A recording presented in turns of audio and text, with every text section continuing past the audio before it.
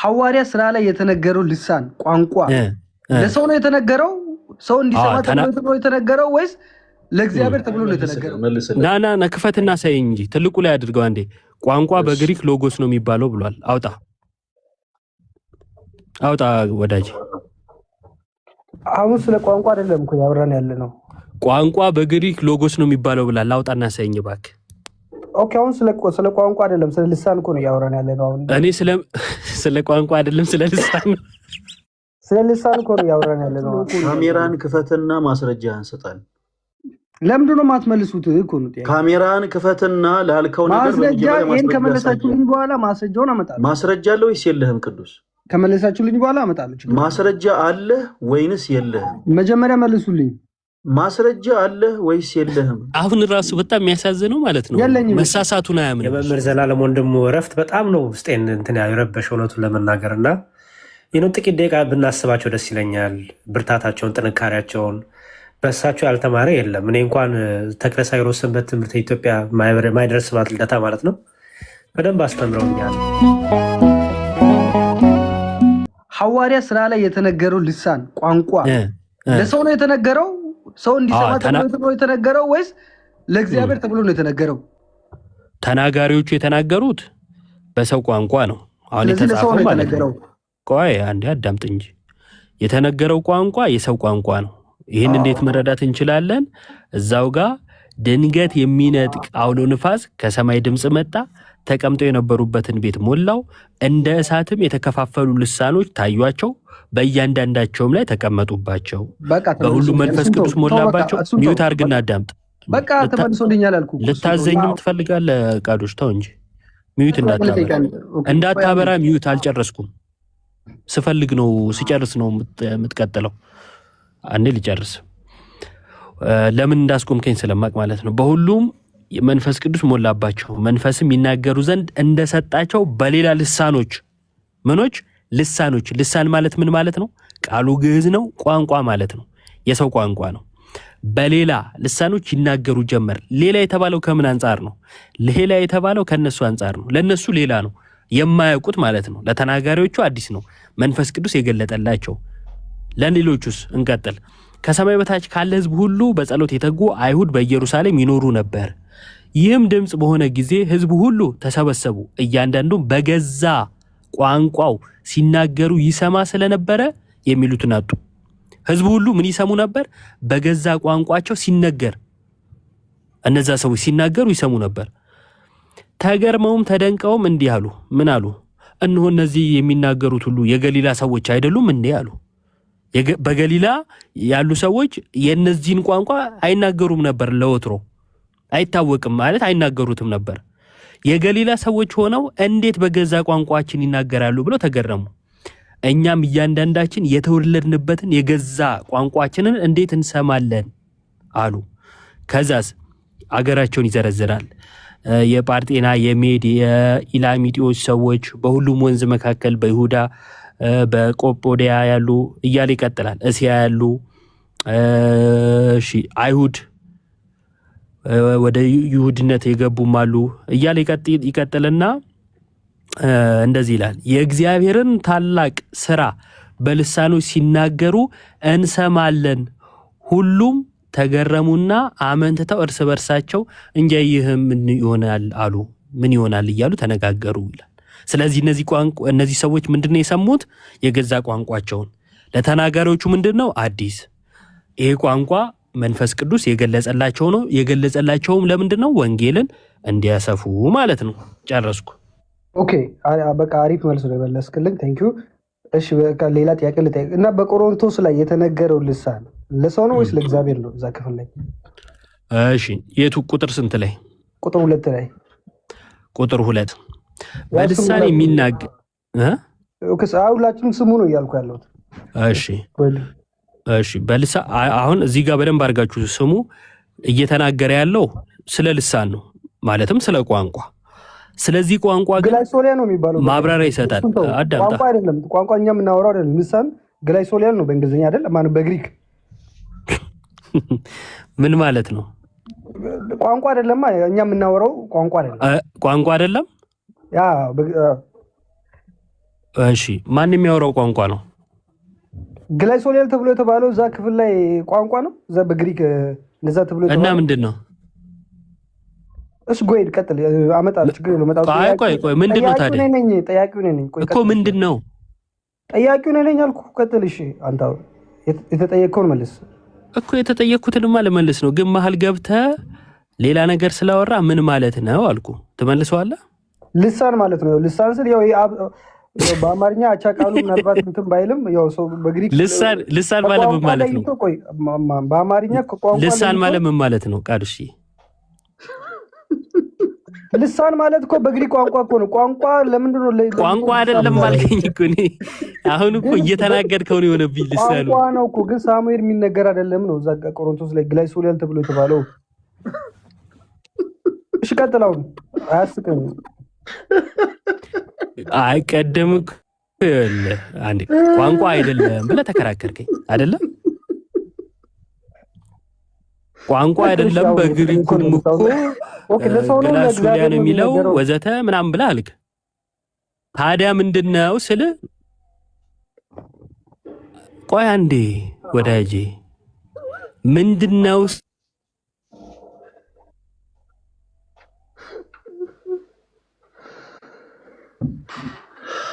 የተለየ ነገር ካለው ማስረጃው ታሳይኝ። አለውኝ አለው። እሺ አሁን ተመልከቱ፣ የግዕዙን ተርጉመን ቋንቋ ብለን ስናወራ እዛን አይደለም ግሪኩ እንደዛ አይደለም አለ። እሺ እዚህ ክፍል ላይ ያለው ቃል ልሳን ተብሎ የተተረጎመው በግሪከኛ ግላይሶሊያን የሚለው አልከኝ። ቋንቋ በግሪክ ምን ማለት ነው? ቋንቋ ወይም ልሳን በግሪክ ምንድን ነው ተብሎ የሚጠራው? ቋንቋማ በግሪክ ሎጎስ አይደል የሚባል ቃል ምንድን ነው? ሎጎስ አይደል? ቋንቋ ሎጎስ ቃል ምንድን ነው በግሪክ? እስኪ አውጣና ሳይ። ሎጎስ ቋንቋ ነው። ቃል ምንድን ነው በግሪክ? ስለ ቋንቋ ምንድን ነው ተብለን የተጠየቀው ቅዱስ? ቋንቋ በኦሮምኛ ማለት ነው። አውጣ። ቋንቋ ነው የሚባለው ግሪክ። አሁን እሱን እንተው። አሁን ጥያቄውን መልስ፣ ችግር የለም። አሁን እሱን በሌላ ቀን። እሺ አረ ኔትወርክ በጌታ ስም አይ መልስልን። ና ክፈትና ሳይ እንጂ ትልቁ ላይ አድርገው አንዴ። ቋንቋ በግሪክ ሎጎስ ነው የሚባለው ብሏል። አውጣ ወዳጅ። አሁን ስለ ቋንቋ አይደለም እኮ ያወራን ያለ ነው። ቋንቋ በግሪክ ሎጎስ ነው የሚባለው ብሏል። አውጣና ሳይኝ እባክህ። ኦኬ አሁን ስለ ቋንቋ አይደለም ስለ ልሳን እኮ ነው ያወራን ያለ ነው። አሁን እኔ ስለ ቋንቋ አይደለም ስለ ልሳን ነው። ስለ ልሳን እኮ ነው ያወራን ያለ ነው። ለምንድን ነው ስለ ቋንቋ አይደለም ስለ ልሳን አይባልም? ሁለቱም ያው ነው ወዳጄ። አሁን ይኸውልህ አቻ ቃል ስለጠፋ አይደል? ከቋንቋ ለይቶ አይ ስለጠፋ አይደለም። ማታውቀውን አትቀባጥር እባክህ። ለምንድን ነው ስለጠፋ ሳይሆን ትርጉሙ ስለሆነ ነው።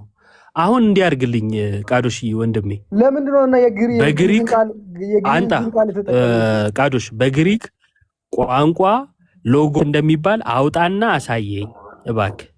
ለእሺ እየመለስኩልህ እኮ ነው። ለምንድን ነው የግዕዝን ቃል የተጠቀሙት ቋንቋ ለሚለው ነው እኔ ሀሳብ። ቋንቋ ማለት ይችሉ ነበር እኮ።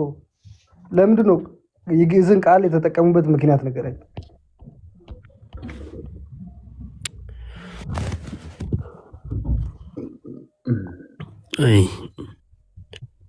ፈለገ አለው ኔትወርክ አስቸገረ። ኔትወርክ እያስቸገረኝ ነው። እባክህ ቃዶሽ ኔትወርክም እያስቸገረኝ ስለሆነ ትንሽ እንትን አትበልብኝ። አውጣና ክፈትና አሳየኝ። ቋንቋ በግሪክ ሎጎስ ነው የሚባለው ብለሃል አይደለ? አንደኛ ግሪኩን የጠቀስከው ራስን ተቅለብልበህ ጠቀስከው። ከጠቀስከው አይቀር በላንጣ ቋንቋ በግሪክ ሎጎስ እንደሚባል ክፈትና አሳየኝ።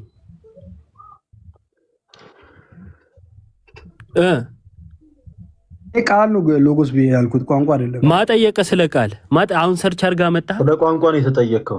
ስለ ቃል የተጠየቀው ስለ ቋንቋ ስትጠየቅ በግሪክ ሎጎስ ማለት ነው አልክ። ስለዚህ ጥያቄው ለምን ነው ማስረጃ አምጣ። እሱን ችግር አመጣለሁ። ይሄን ከመለስልኝ በኋላ ማስረጃ አምጣ። መጀመሪያ ማስረጃ አምጣ። አሁን አምጣ። ይሄን ይመልስልኝ አልኩ። አሁን አምጣ። አይመልስልህም። በመጀመሪያ አምጣ ማስረጃ።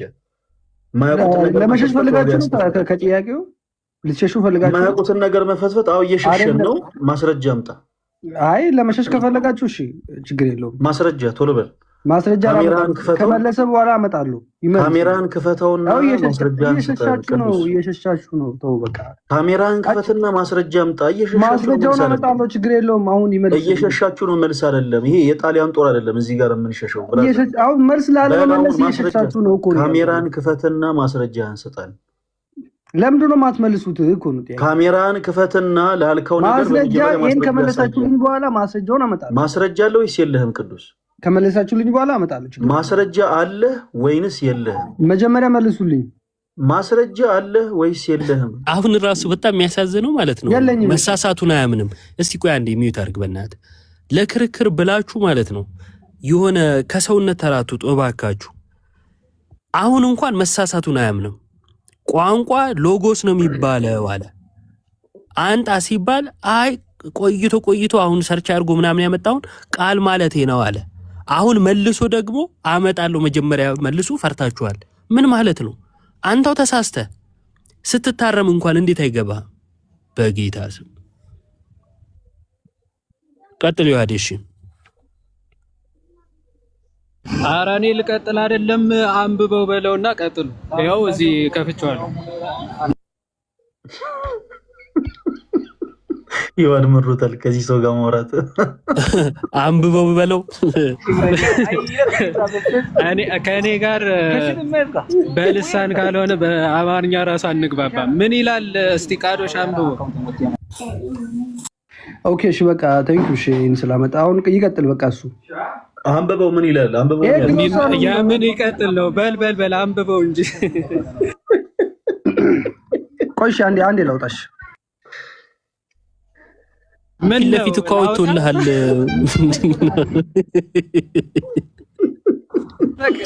የሆነ ሁሉ ነገሩ ግራ የሆነ ሰው ቅድም አውጣ ሲባል እምቢ፣ አሁን ደግሞ አንብብ ሲባል ላውጣ።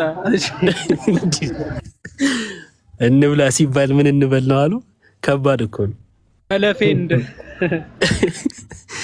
ይሄው አውጥቷል እኮ ቃዶች። ጊዜ ለምን ትገልብናለህ እባክህ? አሁን ምንድነው ግሪክ ምናምን ማለት በጣም የአዋቂነት ምልክት አድርገው ስለሚያስቡት ከዛ እና እሺ አስቀየስክ ምትል ተመስገና ግባ። ይሄው ምንድነው ያስቀየስኩት? እኔ ችግር እኮ ነው። እና ግባ ይሄው ስቤ ያለው እና ተሯርጦ ግሪክ ምናምን ራሱ ይክፈት ትልቁ ላይ ይሁንና ታሽ ቅዱስን በትልቁ ላይ እናድርገው። ያው ሊከፍት ስለሆነ እናድርገው።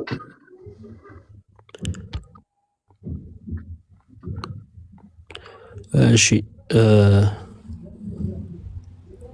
ይሄ ልጅ ትቶን ይላል። ምን እሺ ነው?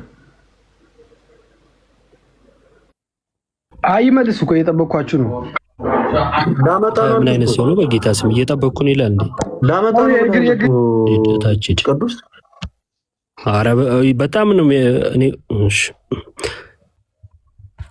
በቃ የለም መሰለኝ ሌላ ቦታ እንትን እለዋለሁኝ።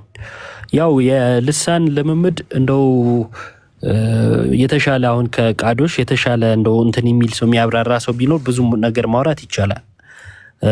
ግን ከሰማችሁት የሐዋርያት ሥራ ላይ 2 ላይ ያለው በቃ እሱ ግልጽ ነው፣ አያሻማም፣ ችግር የለውም።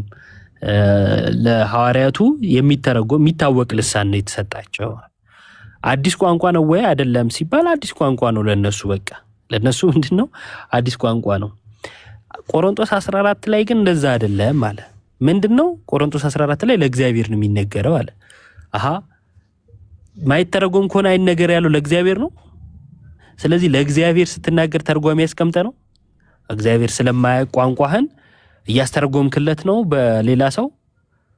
አያችሁ የሚሉትንም ትምህርታቸውንም አንዳንዶቹ አይረዱትም እና ለእግዚአብሔር ይናገራል የሚለውን ይዘው አይ ለእግዚአብሔር ነው እንጂ በቃ የግዴታ በእንትን መወራት የለበትም መተርጎም የለበትም የሚል ነገር ለመያዝ ማለት ነው።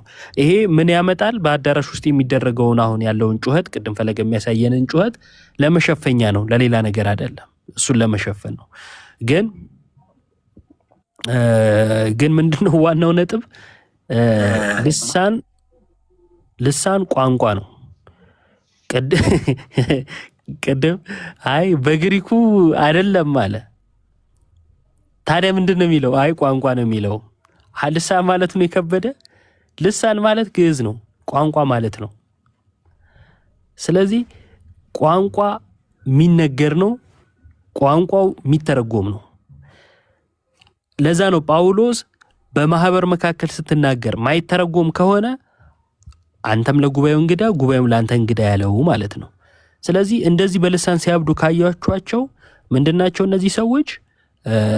ወደ ማበዱ የተጠጉ ከመጽሐፍ ቅዱስ የሸሹ ዛሬ 90 ዓመት በአንዲት ሴት የተጀመረ ነው እንደምታውቁት ልሳን የሚለው ማለት ነው። ቻይንኛ የሚመስል ነገር ጽፋን የጀመረችው ሴትዮዋም እና የተመነጫጨረ ነገር ማለት ነው። ከዚህ በፊት ብዙ ጊዜ ላይቭ እንትን ብለንበታል ታውቃላችሁ። እና የእንግዳ ትምህርት ነው። በቃ የዛሬ 90 ዓመት የተነሳ እንግዳ ትምህርት ነው። አስባችሁታል? አሁን እነ ጳውሎስ እነ ጴጥሮስ ህዝቡ መካከል አርጋዱላ እያሉ ሲመላለሱ ስንት የሚባል ነገር እያለ በአርጋዱላ ህዝቡን ሲያስጨንቁት የለም አይታወቅም። ከዛ በኋላም የተነሱ አባቶች እንዲህ አይነት ልሳን ዛሬ ሐዋርያቱ ማነው ጴንጤዎቹ የሚሉትን ልሳን አልተናገሩም፣ የለም በትምህርት። አሁን ታዲያ ለምንድነው እሱ ለሰዎች አዲስ ቋንቋ ማይገለጸው የሚል ነገር ከተነሳ በዚህ ጨርሳለሁኝ። አዲስ ቋንቋ አይነገርም አንልም፣ ግን ደግሞ አስፈላጊ ነው ወይ ነው። እንደ አስፈላጊነቱ ሊያደርግ ይችላል እግዚአብሔር፣ ልንገድበው አንችልም። አሁን ላይ ግን ልክ የሐዋርያት ሥራ 2 ላይ እንዳየ ነው በአዲስ ቋንቋ መናገር ሁልጊዜ ማናየው ለምንድን ነው ሲባል ወንጌል ሰፋ። ከዛስ ሰባኪዎች ራሱ መምህራን ራሱ በየቋንቋው አሉ። አዲስ ቋንቋ መናገር አይጠበቅባቸውም። ያኔ እኮ እነዚህ የገላትያ ሰዎች አይደሉ እንዴት በገዛ ቋንቋችን ይናገራሉ የተባለው? የነሱ ሀገር ተወላጅ ወይም የነሱ ሀገር ሰው የነሱን ቋንቋ የሚያውቅ ሰው ወንጌል የገባው የለም ነበር። ግልጽ ነው። የተላኩት 12 ናቸው ሐዋርያቱ። 12ቱ ናቸው ዓለምን ያጣፈጧት በወንጌል ማለት ነው። ስለዚህ እነሱ የግዴታ ወደ ሁሉም ቦታ ሲሄዱ አዲስ ቋንቋ ያስፈልጋቸው ነበር። ዛሬ ሲባል ዛሬ ይኸው ፈለገ ሲያስተምረን አማርኛ ይናገራል፣ አማርኛ እንሰማለን። እኛ ልደትን ቢያስተምረን አማርኛ ይናገራል፣ አማርኛ እንሰማለን። አይ አማርኛ እንሰማም ኦሮምኛ ነው ከተባለ የኦሮምኛ ሰባኪያን አሉ፣ ወላይትኛ ነው ከተባለ የወላይትኛ ሰባኪያን አሉ። አያችሁ።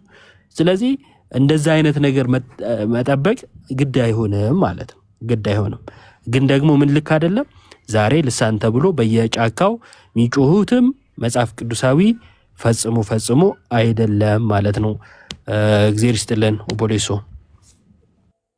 እሺ፣ ያሬዶ ማን ነው? ዮባ በጣም ይቅርታ፣ አሁን ያሬድ የሚባል ሰው ርቼ ነው። ዮባ በጣም ነው የምናመሰግነው፣ ቃሉትን ያሰማልን። ዛሬ ሀቢባ ቤት እንግዲህ የሮሃብ ዲኮር እና ዌዲንግ ፕላነርን የቲክቶክ አካውንቱን እንግዲህ የፎሎ ቻሌንጁን የምናስጀምርበት ቀን ስለሆነ ነው ያው ብዙ እንዳናስጣብቅ በጊዜ ዘጋ ነው እንጂ ሰዓት አይገድበንም ነበር። ረዥም ሰዓት ወስደን ብዙ መውራት እንችል ነበረ። ለዛ ነው ልደት ስፖርት እንደጀመረ ሰማዩ። በዚህ አጋጣሚ ከመውጣት ወንድሞቼ፣ የኔ እንቁ ወንድሞች እንዴት እንደምኮራባችሁ ማለት መምህሮቼ፣ በቃ እናንተን ሳይ ልቤ በክርስትና በቃ ሰው አላት ተቋረጠ። ቤተክርስቲያን ሰው አላት እንድል ኔትወርኩ ትንሽ ቤተክርስቲያን ሰው አላት እንድል ታደርጉኛላችሁ። በጣም ልንኮራባችሁ። የኛ ልደት ያወራል ብላኛል ነበር። አይሰማም እኮ ፈለገ። እኔም የተሰማኝ አይደለም። ኔትወርኩ ያስቸግራል ማለት ነው። በርቱ፣ በቃ ወደኋላ እንዳትሉ። እንኳን ደህና መጣ። ማንም ምንም ቢላሽ አዮባ ፒስ ነው። ምን ላይ ያላችሁት? ትቻችሁ ወጣ ድንገት ቅድም። አዎ አልተመቸኝም ነበር። ከውጭ ገና እየገባው ነበረ ቅድምና ላስተካክልና አንደኛው መዝሙር የዛሬ ፕሮግራም ቀርቶ ነው። ልደት ኔትወርክ እየሰራ አይደለም መሰለኝ። ቀጥላ ያሬዱ አልቀርም። ልደትሻ ያው ስላልተነጋገርን ብዬ ነው። እስቲ እንነጋገርና በደንብ ቁጭ ብለን አላወራንበትም ብዬ ነው። ዝም ብለን ከሚገባ ብዬ ነው። ጥንቃቄም ስለሚፈልግ ብዬ ነው። ልደት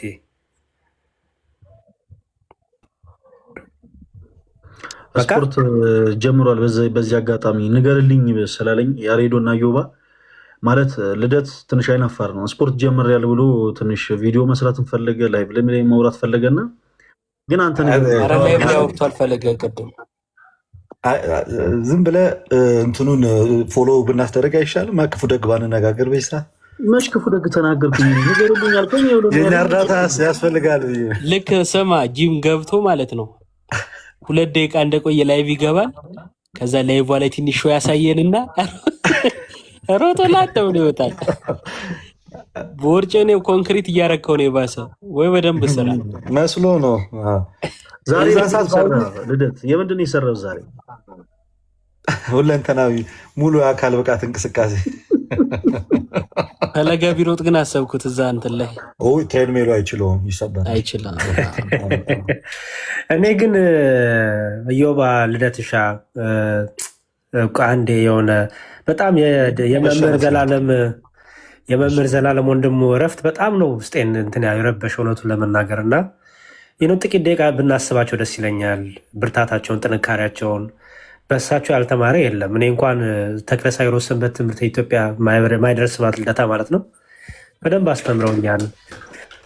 እዛ ጌቴሰማኒ ቤተ ደናግል ገዳም ደግሞ 1-2 ዓመት አገልግያለሁ እየሄድኩኝ እና በደንብ ቤተሰቦቻቸውንም አውቃለሁ። ከነ መምህር አድነው ጋር ከነ እድሜ ዓለም ጋር ብዙ አሳልፈናል። የሰበታ ልጆችም ናቸው ቤተሰቦቻቸው እዛ ነው ያሉት እና እኔ እሳቸውን ብናሳ ትንሽ ደቂቃ ወስደን ስለሳቸው ብናወራ ደስ ይለኛል ብዬ ነው። ምንድን ነው ከእሳቸው የምንማረው? ምን አተረፍን? በጣም ትልቅ መምህር ነው ያጣ ነው ለቤተክርስቲያን ትልቅ ደግሞ ይሄ ጥቅም የማይፈልጉ ዝና የማይፈልጉ በቃ ይሄ ምንም የተለመደውን አይነት አገልጋይ ህይወት የላቸውም። በጣም ወጣ ያለ ድብቅ ያለ ስክን ያለ ህይወት የነበራቸው ደግሞ በንጽህና ራሳቸውን በንጽህና ጠብቀው ያረፉ ናቸውና አሮ ነው። እስቲ የራሳችሁን ኤክስፒሪየንስ ከእሳቸው ጋር የተያዘ ነገር ብታውሱ ብዬ ነው። ሀገረ ስብከቴ ስለሆነ እኔ ልተንፈስ ማለት ያው ላይቭ የከፈትኩት እኔ ስለሆንኩ ያሬዶ ይህንን ቃል ዮባና ልደት ብዙ ላይ ያረዱት ይችላሉ። የሀገረ ስብከቴ ስል ሌላ ነገር ሊመስላቸው ይችላል። ቅድም ስንገባ የተወሰኑ ነገሮችን እያለን ነበረ ስለ መምህር ዘላለም ብቻ ሳይሆን በአርሲም እየተገደሉ ስላሉ ክርስቲያናት ወንድሞቻችን የተወሰኑ ነገሮችን እያነሳን ነበረ። በዚህ አጋጣሚ በአርሲ ሰማዕትነት እየተቀበሉ ያሉ እህት ወንድሞቻችንን አምላካችን እግዚአብሔር ደማቸውን ደመ ሰማዕታት አድርጎ ይቀበልልን። መምህራችን መምህር ዘላለም እንግዲህ ብዙዎቻችሁ በደንብ ነው የምታውቋቸው። እኔ የተወሰኑ ነገሮችን ብቻ ልናገር፣ ከዛ ያሬዶ እንደውም አንተ መጨረሻ ላይ ብትናገር ይሻላል። እኔ አሁን ልወጣ ነበረ፣ ግን ማለት ይሄ ነገር ከምንም ነገር ስለሚበልጥ የተወሰኑ ነገሮችን ልናገር። መምህር ዘላለም ወንድሙ በኢትዮጵያ ኦርቶዶክስ ተዋሕዶ ቤተክርስቲያን እኔ ማለት እንዲሁ በግምት ደረጃ ከ45 ዓመት በላይ ወንጌልን በገጠር በከተማ ሳይሉ በተለያዩ ቦታዎች ላይ ሲያገለግሉ የነበሩ መምህር ናቸው። በጣም ብዙ ነፍሳትን ወደ ቅዱስ ቤተክርስቲያን የጨመሩ መምህር ናቸው። በነገራችን ላይ መምህር ዘላለም ወደ ተሻለው ስፍራ ነው ሄዱት። እንደው ሁሉንም ወደማይጠላው ሁሉን ወደማይጸየፈው ክንዶቹ ሰፊ ወደሆኑት ወደ ሚናፍቁት አባት ወደ ክርስቶስ ኢየሱስ ነው ሄዱት። ግን የእሳቸው እረፍት ቤተክርስቲያንን ጎድቷታል። ምክንያቱም ቅድም ያሬድም ሲያነሳ እንደነበረው እንዲህ አይነት አገልጋዮች በጣም በቁጥር ውስን ናቸው። በጣም በቁጥር ውስን ቤተክርስቲያን በዚህ ዙሪያ ትጎዳለች። አሁን ቤተክርስቲያን ሰው ነው ያጣቸው። አሁን ባሳለፍናቸው ቀናቶች ቤተክርስቲያን ሰው አጣለች ማለት ነው። እና ሌላው በጣም የሚገርመኝ ነገር ከቤተክርስቲያን ገጠርም ይሁን ከተማም ይሁን ውጭ ሀገርም ያሬዶ ምናልባት እናንተ ባላችሁበት አካባቢም ተገናኝታችሁ ይሁን መረጃ የለኝም። ነገር ግን ውጭ ሀገርም ይሁን አዲስ አበባም ይሁን በከተማ በገጠር ከተማም ይሁን በገጠር ቤትም ቦታ ላይ ወንጌልን ሲያስተምሩ ሲያገለግሉ በምንም አይነት ሁኔታ ሳንቲም የማይቀበሉ በነፃ በትሩፋት ወንጌልን ሲያስተምሩ ወንጌልን ሲያገለግሉ የነበሩ መምህር ናቸው። እንዲህ አይነት መምህር ማጣት በጣም ትልቅ ጉዳት ነው እና 24 ገብርኤልና አርሴማ ቤተክርስቲያን ስትተከል በሰማዕታት ደም እንደተተከለች ብዙዎቻችሁ ታውቃላችሁ። አዲስ አበባ 22 ቀበሌ 24 ገብርኤልና አርሴማ ቤተክርስቲያን በሰማዕታት ደም ነው የተተከለችው። እዛ ስፍራ ላይ ሌሎች ሰዎች ቤተክርስቲያን እንዳይሰራ ፈልገው ነበረ እና እግዚአብሔር ይመስገን በአካባቢው ያሉ ወጣቶች ግን የደም ዋጋ ከፍለው ሰማዕትነት ተቀብለው 2 ሰዎች አርፈው ነው ያቺ ቤተክርስቲያን የተተከለችው። እስከዛሬም ድረስ ዝክረ ሰማዕታት ይደረግባታል። በጣም የገረመኝን ነገር ልንገራችሁ። መምህር ዘላለም ከሌሎች መምህራኖች ጋር እዛ ቦታ መጥተዋል። ያኔ 2 ሰዎች አርፈው የ2ቱም ሰዎች ቤተሰቦች ቤተክርስቲያን አባቶች፣ መምህራነ ወንጌል፣ ዲያቆናት፣ ቀሳውስት እየመጡ ሲያጽናኑ መምህር ዘላለምም ከመጡ ሰዎች መካከል አንዱ ነበር። የእሱ ግን ይለይ ነበር። የእሱ የተለየው ለምንድን ነው መሰላችሁ? ለ2ቱም ቤተሰቦች እጅግ በጣም ቁጥሩ ብዙ የሆነ ብር ሰጥቶ ነው ሄደው እንዲጽናኑ ለተወሰነም ነገር መቋቋሚያ እንዲሆናቸው ለ2ቱም ቤተሰቦች እንዱ በአውደ ምሕረት ይነገርልኝ ሳይል ለ2ቱም ቤተሰቦች ዝቅ ብሎ አጽናንቶ ለ2ቱም ቤተሰቦች ልክ እንደዛ አድርጎ የሄደ ሰው ነው እና እንዲህ አይነት መምህር ማጣት ከባድ ነው። በተለይ ለቤተሰቦቹ በእውነት መጽናናትን ያድልልን። ከዛም በመቀጠል ደግሞ ከመምህር ዘላለም በጣም ብዙ የተወለዱ በመንፈስ ልጅ የሆኑ በጣም በጣም በጣም ብዙ ነፍሳት አሉ። የዚህ ቅዱስ ቤተክርስቲያን ልጆች ሆኑ ከአብራ ከመንፈስ ቅዱስ ቅዱስ ቤተክርስቲያናችን በ40 እና በ80 ቀን ወልዳቸው ከመምህር ዘላለም ያተረፉ ነፍሳት በጣም ብዙ ናቸው። እንዲህ ስላችሁ ስለ ምዕመናን ብቻ አይደለም እያወሯቸው ያሉት። ካህናት ሆነው መነኮሳት ሆነው አባቶች እንኳን ሆነው መምህር ዘላለምን እንደ አባት የሚያዩ የእሳቸውን ምክር ይቅርታ የእሳቸውን ተግዛዝ የሚያደምጡ የሚቀበሉ በጣም ብዙ አገልጋዮች ናቸው ያሉት አሁንም ጭምር እና እንዲህ አይነት መምህርን ማጣት በእውነት እጅግ በጣም ከባድ ነው። የመምህራችን ነፍስ አምላካችን እግዚአብሔር ከደጋጎቹ ከአብርሃም ከይስሐቅ ከያዕቆብ አጠገብ ያሳርፍልን። ሌላም የምትሉት ነገር ካለ ኢዮባና ያሬዶ እናንተ ጨምሩ።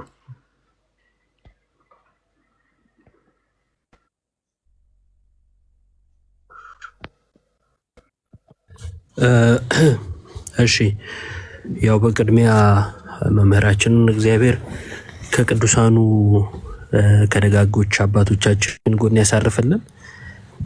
ያው ብዙ የምናገረው ነገር የለኝም እውነት ለመናገር ያው በቅርበት ብዙ አላቅምና የተወሰኑ ትምህርቶቻቸውን በቪዲዮ ከማየት ውጭ እንዲህ በአካል ምናምን አጋጣሚው የለኝም የማግኘትና ከዛ በኋላ ነው አሁን የሆነ ጊዜ የተወሰነ ሰምቼ ነበር ስለ አገልግሎታቸው ስላላቸው ፐርሰናሊቲ ምናምን አንድ መምህር ሲያወሩና በጣም ጽኑ በእምነታቸው የጸኑ ፕላስ ደግሞ ረጅም ዓመት ይሄ ባለመውላወል ማለት ነው ወጥ በሆነ አቋም ቤተክርስቲያን ያገለግሉ እንደነበረ ቅድም ፈለገም እንዳለው ደግሞ በገጠር በከተማ ሳይቀር ከራሳቸው ሁሉ እያወጡ ቤተክርስቲያን ያገለግሉ የነበሩ ለብዙ በተለይ ወደ ደቡብ ብዙ ክርስቲያኖች ወደ ክርስትና የመጡ አንዳንድ ብሔረሰቦች ነበሩ በብሔረሰብ ደረጃ ማለት ነውና ከራሳቸው ብዙ ነገሮችን በማድረግ እነዛም ሰዎችን በማገዝ ይታወቃሉ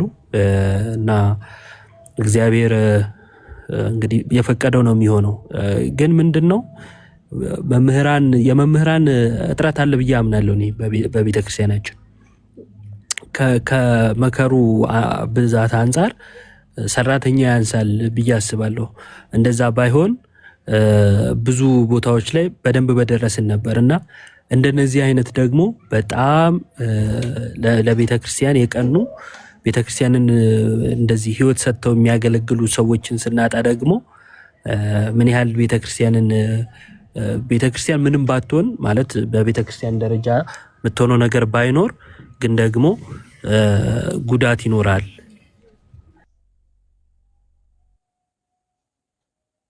እና ከዛ አንጻር የሚታሰብ ነው። መምህራኖቻችን እግዚአብሔር ይጠብቅልን። ሌሎችም ደግሞ የቀደሙ መምህራኖችን እየተመለከቱ ወደዚህ እንዲመጡ የነሱን ቦታ ወደ መሸፈን ወይም እንደዚህ መተካካቱ ቢኖር የበለጠ ቆንጆ ነው። ከነሱም ደግሞ ጽናትን ረጅም ዓመት ቤተክርስቲያንን በዚህ ልክ ማገልገልን መማርም ይጠበቃል ብዬ አስባለሁና ብቻ እግዚአብሔር በደጋጎቹ አባቶቻችን ጎን ያሳርፍልን ለማለት ነው።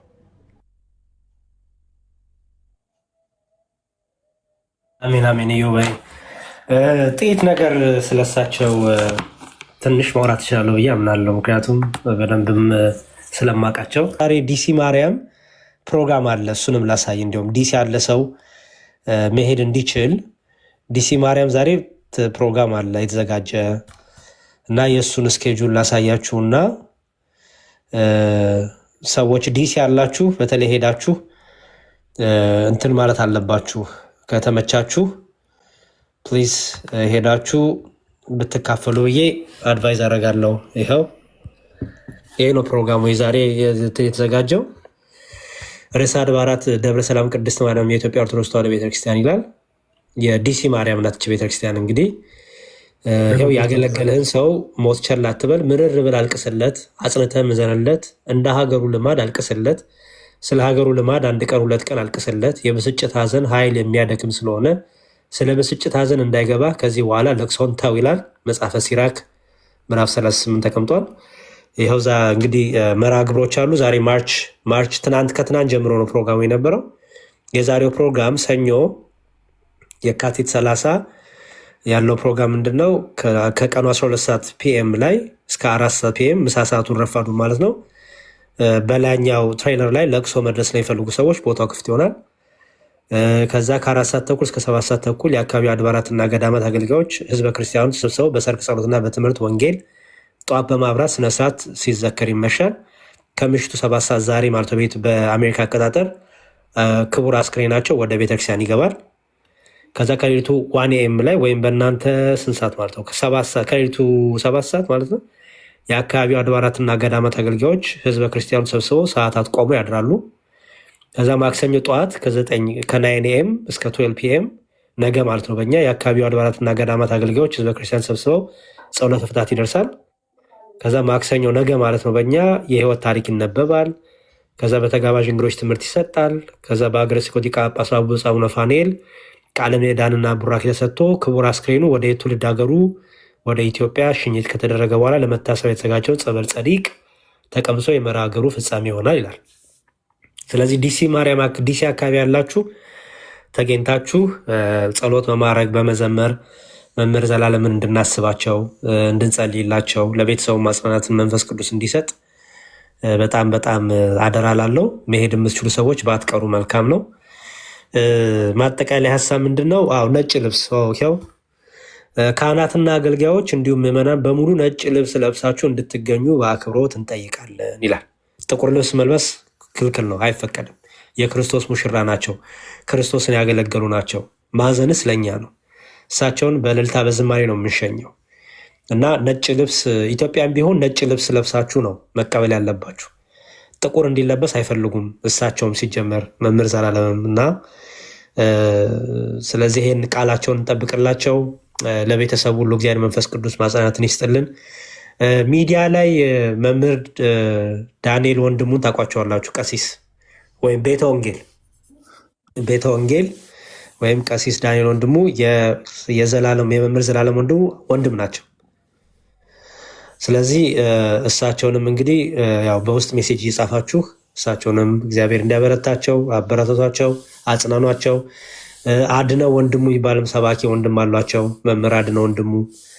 ሁሉም ቤተሰቡ የሚገርመው ነገር ዲያቆን በቃ ሰባኪያን ናቸው። እድሜ ያለም ወንድሙ ይባላል። እድሜ ያለም ወንድሙ፣ አድነው ወንድሙ፣ ዳንኤል ወንድሙ መጋቢ ኃይላት ማለት ነው እና ደግሞ ቤተ ወንጌል ማለት ነው እና ደግሞ ሌላም ወንድም አላቸው፣ እህቶችም አሏቸው እና እኔ ሁሉንም የማግኘት እድል ነበረኝ። ቤተሰቡን የማግኘት በጣም ብርቱ፣ በጣም የበረቱ በቃ ዲያቆን ዘላለም የሚገርሙት ነገር በዲያቆን ለውጭ አይደለም ክርስትና ከቤት ነው የጀመሩት። ከቤቱ አስቀድመው ሰባኪ አገልጋይ የሆኑት እሳቸው ናቸው እና ቤቱን ጠቅላላ ከቤታቸው ነው የጀመሩት መንፈሳዊ ሰው ማድረግን። ብዙዎቻችን ውጭ ያለው ሰው ላይ ነው የምናተኩረው፣ ከቤታችን መንፈሳዊ ሰው አናደርግም። እሳቸው ግን ከውስጥ ወደ ውጭ ነው የወጡት እና ቤታቸው ጠቅላላ መንፈሳዊ ናቸው፣ አገልጋዮች ናቸው፣ ሰባኪያን ናቸው። የእሳቸውን ፍኖት የእሳቸውን መንገድ ተከትለው ነው እዚህ የደረሱት። እግዚአብሔር እንግዲህ ነፍሳቸውን በደጋጎቹ ጎን ያስቀምጥልን፣ እናምናለን፣ ምንም አንጠራጠርም። እግዚአብሔር ያገለገሉትን አይረሳም። እግዚአብሔር ነፍሳቸውን ይቀበልልን፣ በሚወዷት በሚያገለግሏት በመብርሃን እቅፍ ያስቀምጥልን፣ በቅዱሳን እቅፍ ያስቀምጥልን፣ ለቤተክርስቲያን መጽናናትን ይስጥልን።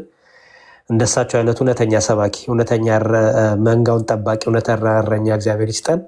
ሀዘኑ ለቤተክርስቲያን ነው፣ ሀዘኑ ለምእመኑ ነው። በጣም ብዙ ነው የጎደለብን እውነቱን ለመናገር እና እግዚአብሔር ይስጥልን። ዲያቆን ይህን ዕድል ፈጥረውም እንድናገር ስለሳቸው እንድናወሳ እንድናስባቸው ስለፈቀዱልን እግዚአብሔር ይስጥልኝ። ያሬዱ እናመሰግናለን። አንተንም በጣም ነው የምናመሰግነው። እግዚአብሔር ያክብርልን።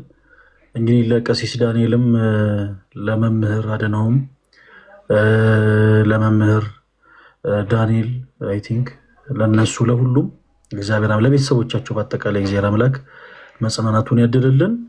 ለነሱ ብቻ ሳይሆን ከእሳቸውም ደግሞ ተምረው ፍሬ አፍርተው በመንፈስ ልጆች ሆነው ከእሳቸው ለተወለዱ ለሁሉም ክርስቲያኖቶች ወንድሞች በአጠቃላይ እግዚአብሔር አምላክ መጽናናቱን ይስጥልን።